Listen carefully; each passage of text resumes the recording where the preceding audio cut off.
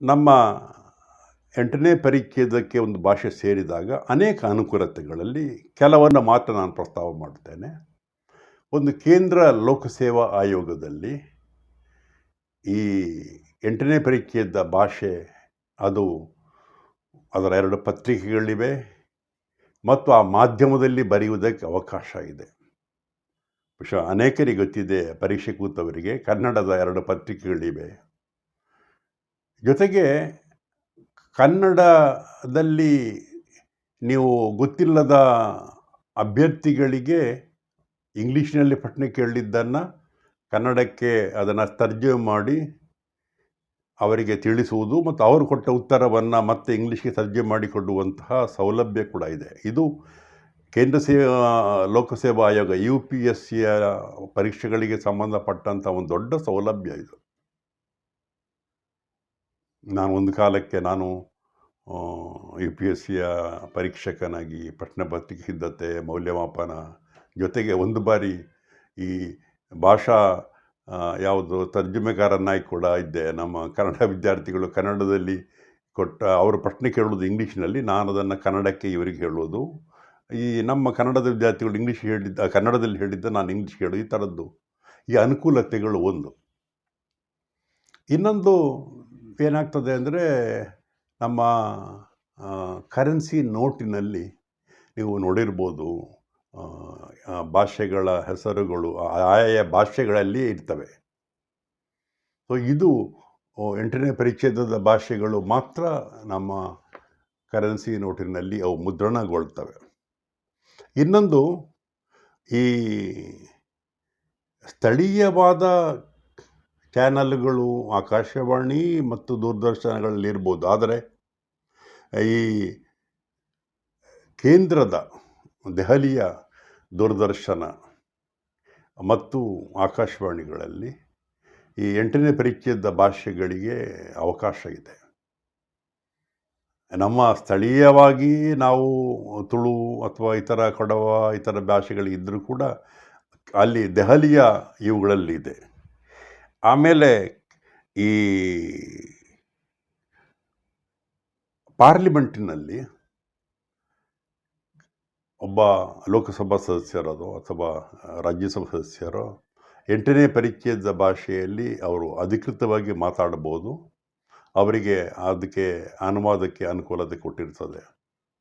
ಅದು ಅಲ್ಲದ ಭಾಷೆಗಳಾದರೆ ಅದಕ್ಕೆ ಆ ಥರದ ಅವಕಾಶಗಳಿಲ್ಲ. ಆದರೆ ಆ ಥರದ ಪ್ರಯತ್ನಗಳಾಗಿವೆ. ಅಂಥ ವೇಳೆಗೆ ಒಂದು with the special permission of the speaker ಅಂತ ಇದೆ. ಆದರೆ ವಾಸ್ತವಿಕವಾಗಿ ನೀವು ಕನ್ನಡದಲ್ಲಿ ನೀವು ಪಾರ್ಲಿಮೆಂಟಲ್ಲಿ ಮಾತಾಡಬಹುದು. ಅದಕ್ಕೆ ಟ್ರಾನ್ಸ್ಲೇಷನ್ಗೆ ಅನುಕೂಲತೆ ಅಧಿಕೃತವಾಗಿದೆ. ಅದು 8ನೇ ಪರಿಚ್ಛೇದಕ್ಕೆ ಸೇರುವ ಕಾರಣಕ್ಕಾಗಿ.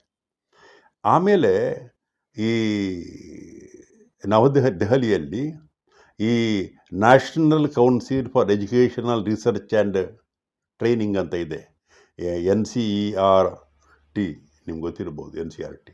ಇದರಲ್ಲಿ ಈ 8ನೇ ಪರಿಚ್ಛೇದ ಭಾಷೆಗಳಿಗೆ ಮಾತ್ರ ಅವುಗಳು ಸಿಲೆಬಸ್ಸಲ್ಲಿ ಸೇರ್ತವೆ.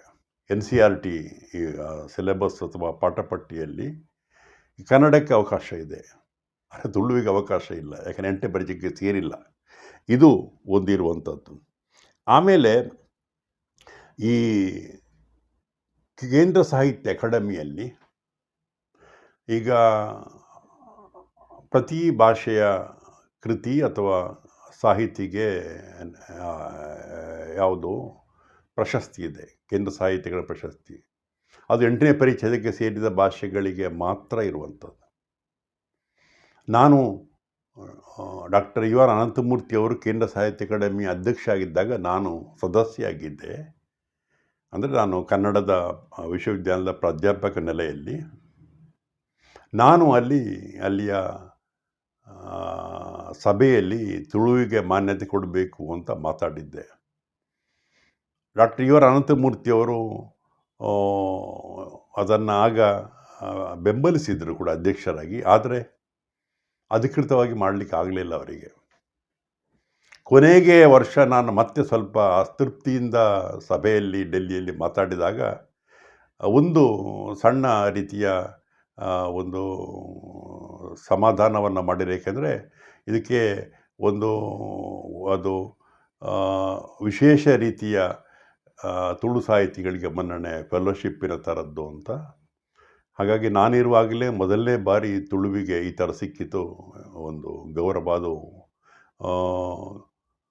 ಮಂದಾರ ಕೇಶವ ಭಟ್ ಮತ್ತು ಕೆದ್ದಮ್ಮಡಿ ಜತ್ತಪರಿಯವರಿಗೆ ಇದು ಮೊದಲ ಬಾರಿ ತುಳು ಅದು. ಆದರೆ ಇದು ಅಧಿಕೃತವಾಗಿ ನಿಮಗೆ ಈಗ ಕನ್ನಡ ಈ ಥರ ಭಾಷೆ ಸಿಕ್ಕಿದಾಗೆ ತುಳುವಿಗೆ ಸಿಕ್ಕುವುದಿಲ್ಲ. ಆಮೇಲೆ ಈ ಕೇಂದ್ರ ಸರ್ಕಾರ ಈ 8ನೇ ಪರಿಚ್ಛೇದಕ್ಕೆ ಸೇರಿದ ಭಾಷೆಗಳಿಗೆ ದೊಡ್ಡ ಪ್ರಮಾಣದ ಅನುದಾನ ಕೊಡ್ತದೆ. ಕೆಲವು ಕೋಟಿಗಳಷ್ಟು ಅನುದಾನ ಇದೆ, ಅದು ಕೊಡಲೇಬೇಕಾಗ್ತದೆ. ಅದು ಈ ರೀತಿ ಸೇರದ ಭಾಷೆಗಳಿಗೆ ಮೈನಾರಿಟಿ ಲ್ಯಾಂಗ್ವೇಜ್ ಅಂತ ಒಂದು ಅಲ್ಪಸಂಖ್ಯಾತ ಭಾಷೆ ಸ್ವಲ್ಪ ಸಿಗ್ಬೋದು, ಆದರೆ ಈ ಥರದ ಸೌಲಭ್ಯಗಳು ಇವುಗಳಿಗೆ ಸಿಕ್ಕುವುದಿಲ್ಲ. ಆಮೇಲೆ ಈ ಯಾವುದನ್ನು 8ನೇ ಪರಿಚ್ಛೇದಕ್ಕೆ ಸಂವಿಧಾನದಲ್ಲಿ ಕೇಂದ್ರ ಸರ್ಕಾರ ಒಪ್ಪಿಕೊಳ್ತದೋ ಅವುಗಳಿಗೆ ಸಂಬಂಧಪಟ್ಟಾಗೆ ಆಯಾ ರಾಜ್ಯಗಳಲ್ಲಿ ಆ ಭಾಷೆ ಅಭಿವೃದ್ಧಿಗೆ ಒಂದು ಇಲಾಖೆಯನ್ನು ತೆರೀಬೋದು. ಈಗ ಉದಾಹರಣೆಗೆ ನಮ್ಮಲ್ಲಿ ಕರ್ನಾಟಕದಲ್ಲಿ ಕನ್ನಡ ಮತ್ತು ಸಂಸ್ಕೃತಿ ಇಲಾಖೆ ಅಂತ ಇದೆ. ಎಲ್ಲ ರಾಜ್ಯಗಳಲ್ಲಿಯೂ ಆ ಥರದ್ದಿರ್ತದೆ. ಈಗ ಒಂದು ತುಳುವಿಗೆ ಆ ಥರ ಆದರೆ ಕರ್ನಾಟಕ ರಾಜ್ಯದಲ್ಲಿ ತುಳು ಭಾಷೆ ಸಂಸ್ಕೃತಿ ಇಲಾಖೆ ಅಂತ ಒಂದು ಆರಂಭ ಮಾಡಬೇಕಾಗ್ತದೆ, ಆ ಥರದ್ದು. ಸೊ ಇದು ಈ ಥರದ ಕೆಲವು ಇವೆ, ಈ ಥರದ ಅನೇಕ ಅನುಕೂಲಗಳಿವೆ ಅವುಗಳದ್ದು. ಆಮೇಲೆ ಸಿನಿಮಾಗಳದ್ದು, ಈಗ ತುಳು ಸಿನಿಮಾಗಳಿಗೆ ನಾವು ರಾಷ್ಟ್ರ ಪ್ರಶಸ್ತಿ ಅಂತ ಹೇಳ್ತೇವೆ, ಆದರೆ ಅವುಗಳೆಲ್ಲವುಗಳು ಏನಾಗ್ತವೆ ಅಂದರೆ ಯಾವುದು ಒಂದು ಸಣ್ಣ ಮೀಸಲಿನಲ್ಲಿ ಯಾವುದೋ ಒಂದು ಅಲ್ಪಸಂಖ್ಯಾತ ಭಾಷೆ ಅನ್ನುವ ಕಾರಣಕ್ಕೆ ಯಾವಾಗಲೋ ಒಂದು ಬಾರಿ ಹೀಗೆ ಸಿಕ್ಕುವುದು. ನಿಗದಿತವಾಗಿ ನೀವು ನ್ಯಾಷನಲ್ ಫಿಲ್ಮ್ ಅವಾರ್ಡ್ ಅಂತ ಆಗ್ತದಲ್ಲ, ಆಗ ಈ ಭಾಷೆಗಳಿಗೆ ಯಾವುದು 8ನೇ ಪರಿಚ್ಛೇದಕ್ಕೆ ಸೇರಿದ ಭಾಷೆಗಳ ಸಿನಿಮಾಗಳಿಗೆ ಕಡ್ಡಾಯವಾಗಿ ಸಿಗ್ತದೆ. ತುಳುವಿಗೆ ಕೆಲವು ಬಾರಿ ಸಿಕ್ಕಿರುವುದು ಆ ಕಾರಣ 8ನೇ ಪರಿಚ್ಛೇದಕ್ಕೆ ಸೇರಿದ ಕಾರಣಕ್ಕಾಗಿ ಅಲ್ಲ, ಬೇರೆ ಕಾರಣಗಳಿಗಾಗಿ. ಆದರೆ ಇದು ನೀವು ಪ್ರತಿ ವರ್ಷ ಕೊಡಲೇಬೇಕು. ನೀವು ಕನ್ನಡಕ್ಕೆಯೋ ತಮಿಳಿಗೋ ತೆಲುಗು ಹಾಗೆ ಕೊಡಬೇಕು. ನ್ಯಾಷನಲ್ ಅವಾರ್ಡ್ ಫಿಲ್ಮ್ ಅವಾರ್ಡ್ಸ್ ಉಂಟಲ್ಲ, ಸೊ ಅದು ತುಳು ಸಿನಿಮಾಗಳಿಗೆ ಸಿಗ್ತದೆ. ಈ ಥರದ ಅನೇಕ ಪ್ರಯೋಜನಗಳಿವೆ ಮತ್ತು ಕೇಂದ್ರ ಸರ್ಕಾರ ಅದಕ್ಕೆ ಕಾಲಕಾಲಕ್ಕೆ ಬೇಕಾದಂಥ ಅನುಕೂಲತೆಗಳನ್ನು ಅದು ಒದಗಿಸಬೇಕಾಗ್ತದೆ. ಸೊ ಇದು ಒಂದು ಸ್ಥೂಲ ಹಿನ್ನೆಲೆ ನಾನು ಕೊಟ್ಟಿರುವಂಥದ್ದು.